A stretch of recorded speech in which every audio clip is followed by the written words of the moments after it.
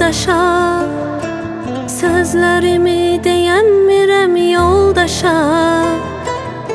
Gedirəm mən tapam dərdimə çarə. Niyə oldum bu dünyada varə?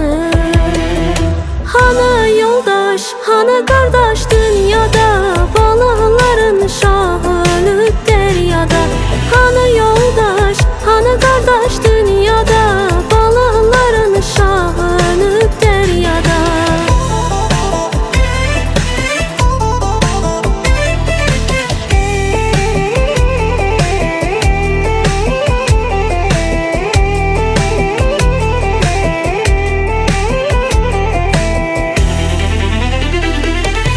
Mən şairəm, mənim qəlbim kitabdır. Niyə Allah zəmanəmiz xərabdır?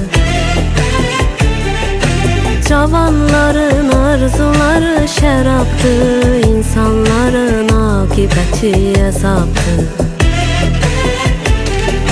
Hanı yoldaş, hanı qardaş dünyada, balıqların şahı ölüb dəryada. Hanı yoldaş, hanı qardaş dünyada, balıqların şahı ölüb dəryada.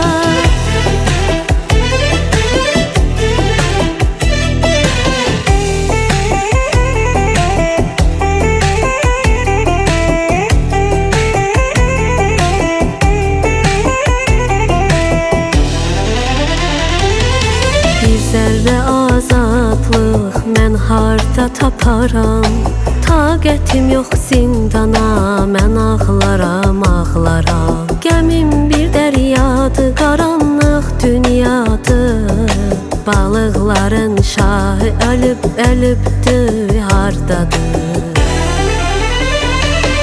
Hanı yoldaş, hanı qardaş dünyada, balıqların şahı ölüb dəryada.